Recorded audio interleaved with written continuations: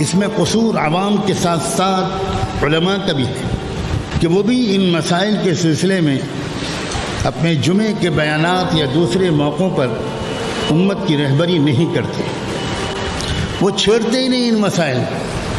علماء کو اپنی علمی، عقلی و فکری سطح بہت بلند کرنے کی ضرورت ہے۔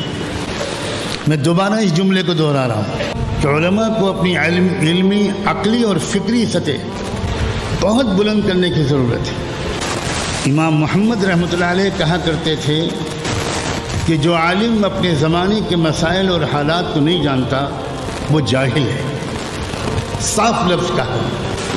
اور یہ امام محمد رحمۃ اللہ علیہ تنہا نہیں ہے، اس طرح کے جملے دوسرے ائمہ سے، فقہا سے بکثرت منسوب ہے۔ اسی لیے امام محمد رحمۃ اللہ علیہ نے صرف حیض و نفاس کے مسائل پر کتابیں نہیں لکھی۔ امام محمد کی مائے ناز کتاب ہے کتاب السیر، جس کا پوری کتاب کا موضوع یہ ہے کہ دوسرے سماجوں اور قوموں کے ساتھ امت مسلمہ کے تعلقات کیسے ہونے چاہیے۔ اور اس موضوع پر ہمارے فقہا اور محدثین نے میرے محدود ترین مطالعے میں علم کے مطابق 100 سے اوپر کتابیں لکھی۔ لیکن مجھے گستاخی معاف، شاید ہمارے آج کل کے علماء کو ایک کتاب کا نام بھی نہیں معلوم۔ ہمارے علماء بھی اگر فضائل اعمال تک اپنے کو محدود رکھیں گے تو اس سے بڑھ کر امت پر ظلم نہیں ہوگا۔ علماء کو اپنا مطالعہ بڑھانا چاہیے۔ جو لوگ راتوں میں صرف سوتے ہیں، رات کا ایک حصہ مطالعے میں نہیں گزارتے، انہیں اپنے کو عالم کہنے کا کوئی حق نہیں۔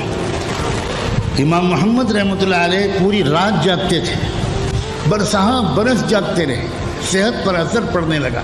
ان کے شاگردوں نے، ان سے تعلق رکھنے والوں نے بڑی خوشامد کی ان سے کہ حضرت یہ مت کیجیے۔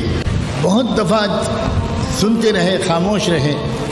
جب لوگوں کا اصرار بہت بڑھا تو کہا کہ کیوں نہیں سمجھتے اس بات کو کہ محمد رات میں اس لیے جاگتا ہے کہ امت رات میں آرام سے سوئے، امت کو یہ اطمینان رہے کہ کوئی بھی مسئلہ آئے گا تو ہم محمد سے پوچھ لیں گے اور وہ رہنمائی کر دے گا۔